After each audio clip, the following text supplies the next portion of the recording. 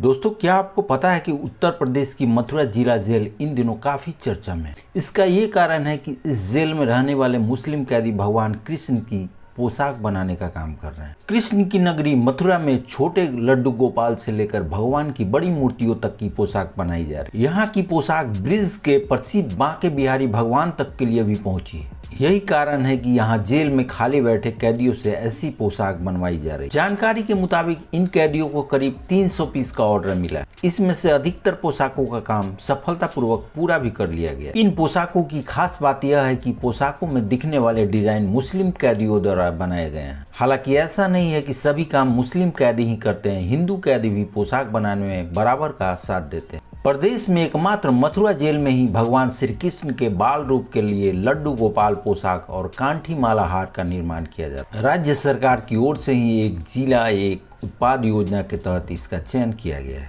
जानकारी के मुताबिक इस पोशाक के निर्माण के लिए हत्या के दोषी 30 वर्षीय मोहम्मद इरशाद के नेतृत्व में कार्य किया जाता है। उनके टीम के 2 अन्य सदस्य 42 वर्षीय सेजी और 28 वर्षीय तस्नीम, ये तीनों हालांकि हत्या के मामलों में आरोपी है, लेकिन यह काम बड़े ही शालीनता से करते। ये तीनों 2 अन्य हिंदू दर्जियों की मदद से पोशाक तैयार करते। दोस्तों, देश में बेरोजगारी का हाल ऐसा है कि जो किसी से छिपा हुआ नहीं है। हर कोई नौकरी के लिए परेशान है। युवा नौकरी के लिए दर दर भटक रहे हैं। कोरोना महामारी के बाद से तो हालात और भी बिगड़ गए। लॉकडाउन की वजह से अर्थव्यवस्था पूरी तरह चरमरा गई है और लाखों लोगों की नौकरियां चली गई। लेकिन एक शख्स ऐसा भी है जिसने इंजीनियरिंग की अच्छी भली नौकरी छोड़ दी और गाय पाली, लेकिन उसका नौकरी छोड़ने का फैसला सही साबित हुआ, क्योंकि आज की तारीख में यह शख्स गाय का दूध और गोबर बेचकर लाखों रुपए की कमाई कर रहा है। रिपोर्ट के मुताबिक कर्नाटक के दक्षिण कन्नड़ जिले के रहने वाले जय गुरुआचार्य हिंदर ने सिविल इंजीनियरिंग की पढ़ाई पूरी होने के बाद वे नौकरी कर रहे थे, लेकिन उनका मन ऑफिस के काम में नहीं लग रहा था। जय गुरु को शुरू से ही खेती किसानी में दिलचस्पी थी।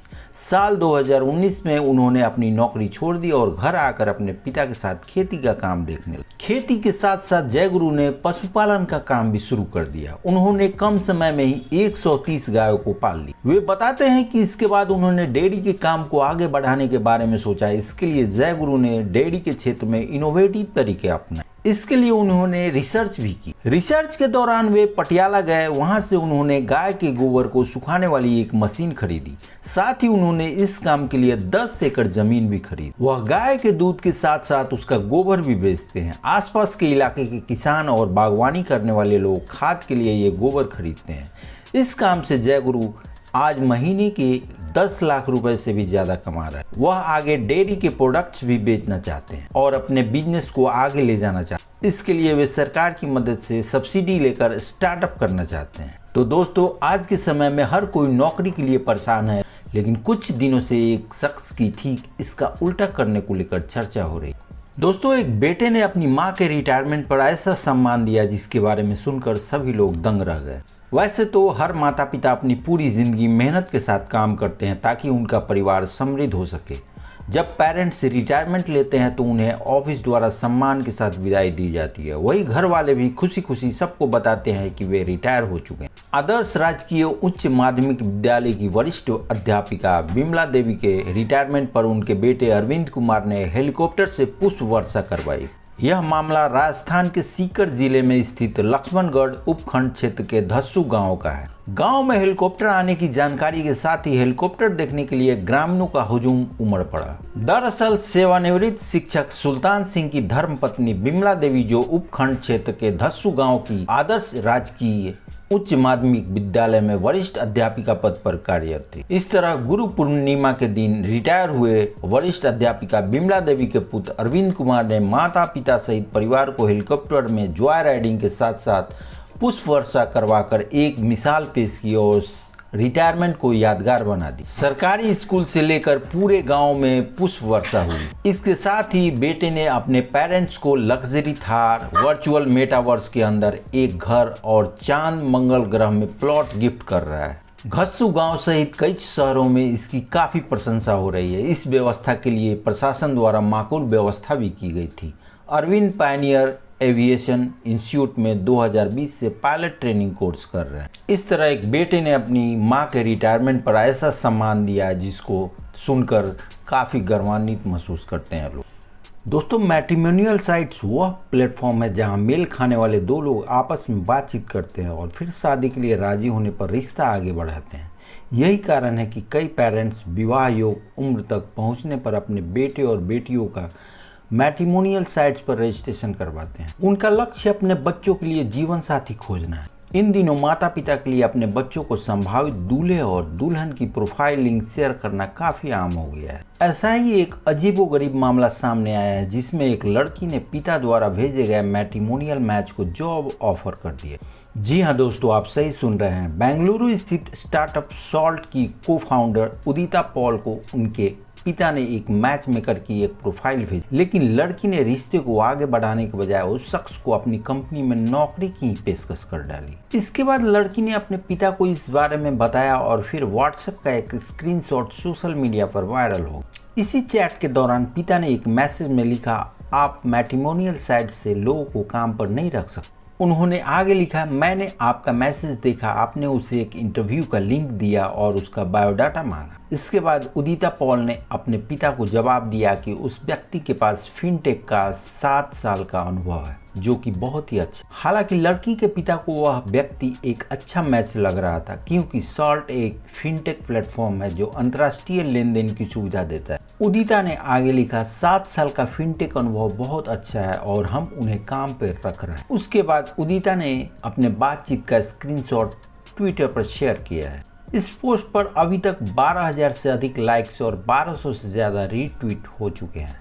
क्या उदिता के लिए उस व्यक्ति को काम पर रखना सही था? अपनी राय कमेंट बॉक्स में जरूर बताएं। वैसे दोस्तों, इंसानों और बंदरों में कई समानताएं हैं। आज की दुनिया में जहां इंसान धीरे धीरे आधुनिक तकनीक को अपना रहा है, वही ऐसा लगता है कि बंदर भी ट्रेंड को फॉलो करने की कोशिश कर। उदाहरण के लिए बंदरों के एक समूह को मोबाइल फोन का उपयोग करते हुए देखा जा सकता है। स्मार्टफोन को देखने के बाद सभी बंदर थोड़े हैरान परेशान नजर आए। सामने बैठे एक बंदर ने तो अपनी उंगलियां स्क्रीन पर फेरी। सोशल मीडिया पर वीडियो देखकर सभी की निगाहें वहीं पर टिकी रह गई। एक बंदर तो बगल में आकर बैठ गया और देखने लगा कि आखिर छोटी सी स्क्रीन पर क्या हो रहा है। वायरल हो रहे वीडियो में बंदर स्मार्टफोन की स्क्रीन को देख रहे हैं और सोशल मीडिया अकाउंट के माध्यम से स्क्रॉल कर रहे हैं। यह वीडियो लोगों को खूब पसंद आ रहा है। हालांकि यह क्लिप पिछले साल शेयर किया गया था। वीडियो की शुरुआत में एक आदमी स्मार्टफोन पकड़े हुए दिखाई देता है, जबकि 2 बंदर उसमें तल्लीन दिखाई देते हैं। सभी स्क्रीन को बेहद ही उत्सुकता के साथ देख रहे हैं और आश्चर्यचकित दिखाई दे रहे हैं। कुछ ही सेकंड बाद बंदरों में से एक फ़ोन पकड़ लेता है और स्क्रीन को दिलचस्प तरीके से स्क्रॉल करना शुरू कर देता है। एक छोटा बंदर बड़े बंदर को अपना ध्यान आकर्षित करने और उसे गैजेट से हटाने के लिए स्मार्टफोन अपनी तरफ खींचता है। तो दोस्तों, ये है सोशल मीडिया का क्रेज़। दोस्तों, भीषण आर्थिक और राजनीतिक संकट से घिरे श्रीलंका से कई चौंकाने वाले आंकड़े सामने आ रहे हैं। इसी बीच देश में पेट्रोल डीजल की भी भारी कमी हो गई है। यहाँ तक कि गाड़ियों में तेल डलवाने के लिए भी वहाँ लोगों को कई दिनों का इंतजार करना पड़ रहा है। एक आंकड़ा सामने आया है जिसमें बताया गया है कि देश भर में साइकिल की मांग में जबरदस्त उछाल आया है। लोग वहाँ बहुत तेजी से साइकिल खरीद रहे हैं। इसके चलते वहाँ साइकिल के दाम में भी लगातार बढ़ रहे हैं। साथ ही लोग लगातार साइकिल खरीदने में लगे हुए हैं। दरअसल एक रिपोर्ट में बताया गया है कि इस समय श्रीलंका में ईंधन की काफ़ी कमी के कारण अधिकतर लोग 4 पहिया वाहनों को छोड़कर साइकिल की तरफ शिफ्ट हो रहे हैं। साइकिल खरीदने वाले एक ग्राहक से बातचीत के दौरान उसने बताया कि हम पेट्रोल की कतार में लगने वाले समय को बर्दाश्त नहीं कर सकते हैं, क्योंकि तब भी पेट्रोल या डीजल नहीं मिल रहा है। इसलिए लोगों ने साइकिल और सार्वजनिक परिवहन का रुख कर लिया है। वही एक तथ्य यह भी है कि कई दिनों से श्रीलंका में कोई तेल शिपमेंट नहीं आया है। यहाँ तक कि वहाँ की सरकार ने अभी तक ये भी नहीं बताया है कि अगला शिपमेंट कब आएगा। पेट्रोल के लिए लोग घंटों तो कभी कई दिनों तक लाइन में खड़े रहते हैं। पहले पेट्रोल लेने के लिए पेट्रोल पंप पर 2 से 3 घंटे लाइन में लगना पड़ रहा था, लेकिन अब ऐसा नहीं है और पूरा दिन लाइन में खड़ा होने में भी निकल जाता। रिपोर्ट के मुताबिक एक साइकिल दुकान के मालिक ने बताया कि मई के बाद से साइकिल की बिक्री 10 गुना बढ़ गई। पेट्रोल की समस्या के कारण हर कोई साइकिल मांग रहा है। हालांकि साइकिल की अधिक बिक्री के कारण वहां उसके दामों में भी इजाफा हो। अनुमान यह भी लगाया जा रहा है कि अगर साइकिल की मांग ऐसी ही बढ़ती रही तो दाम में काफी उछाल आ जाएगा। तो दोस्तों, श्रीलंका में इस वजह से साइकिल खरीदने की होड़ लगी हुई। दोस्तों, पानी के सबसे पॉपुलर ब्रांड की बात की जाए तो बिसलेरी का नाम सबसे पहले आता है। लेकिन क्या आपको पता है कि बिसलेरी का नाम कहां से आया और इसका पहला प्लांट कहाँ लगाया गया। दरअसल इस लोकप्रिय ब्रांड की कहानी काफी इंटरेस्टिंग है। आज हम आपको इस फेमस ब्रांड के बनने की दिलचस्प कहानी बताने। दोस्तों, जब भी हम बाहर होते हैं या यात्रा कर रहे होते हैं तो हमें प्यास लगती है और तब हम पानी खरीदने जाते हैं। आमतौर पर हम दुकानदार से वाटर बोतल नहीं मांगते बल्कि हम उससे बिस्लरी मांगते हैं। इसी बात से आप बिस्लरी की लोकप्रियता का अंदाजा लगा सकते हैं। लेकिन शायद ही हर कोई यह बात जानता हो कि बिस्लरी कंपनी विदेशी है। इसके मालिक भी एक विदेशी बिजनेसमैन है। इतना ही नहीं, यह पहले पानी बेचने वाली कंपनी भी नहीं थी, लेकिन यह भारत में आई और इसका पहला वाटर प्लांट मुंबई के ठाणे में शुरू हुआ था। देखते ही देखते बिस्लरी बोतल में बंद पानी देने वाला सबसे बड़ा ब्रांड। आप जानकर हैरान रह जाएंगे कि बिस्लरी पानी नहीं बेचती थी, बल्कि यह एक फार्मास्यूटिकल कंपनी थी जो मलेरिया की दवा बेचती। इसके संस्थापक इटली के बिजनेसमैन फेलिक्स बिस्लरी थे। उनकी मौत के बाद उनके फैमिली डॉक्टर रोजिन ने बिस्लरी को आगे ले जाने की जिम्मेवारी उठाई। भारत को आज़ादी मिलने के बाद यहाँ बिजनेस के लिए स्कोप बढ़ रहा था। रोजिस को भारत में बिस्लरी कंपनी की पानी बोतल बेचने का आइडिया आया। इसके लिए उन्होंने अपने दोस्त और कंपनी के लीगल एडवाइजर के बेटे खुसरू संतूक से बात की और उन्हें इस बिजनेस आइडिया पर राजी किया। हालांकि उस वक्त लोगों ने बोतल में पानी बेचने के इस आइडिया को पागलपन करार दिया था। लोगों को लगा कि पानी खरीद कर कौन पी। बहरहाल खुसरू संतूक ने साल 1965 में मुंबई के ठाणे में बिस्लरी का पहला वाटर प्लांट लगाया। बिस्लरी सोडा और बिस्लरी वाटर के साथ कंपनी ने भारतीय बाजार में पदार्पण किया। उस समय मुंबई में पानी की गुणवत्ता काफ़ी खराब थी। गरीब तो ये पानी खरीद नहीं पाते थे, लेकिन अमीर लोग ये पानी खरीद कर पीने लगे। यह बड़े रेस्टोरेंट में ही मिलता था, उसमें भी लोग पानी से ज़्यादा सोडा खरीदना पसंद करते थे। यही वजह थी कि खुसरू ने कंपनी को बेचने का सोच लिया। इसके बाद साल 1969 में बिस्लरी को भारतीय कंपनी पार्ले ने खरीद लिया। उस वक्त देश भर में बिस्लरी के सिर्फ 5 स्टोर ही थे। अब पार्ले ने इसे आम लोगों तक पहुंचाने की मुहिम शुरू की और अपनी टीम को रिसर्च पर लगाया, जिसके बाद भारत में रेलवे स्टेशन, बस स्टैंड जैसी जगह जहां पीने का शुद्ध पानी नहीं मिल पाता, बिस्लरी ने अपना पानी पहुंच। देखते ही देखते आज यह कितनी लोकप्रिय हो गई है, ये हम सबके सामने।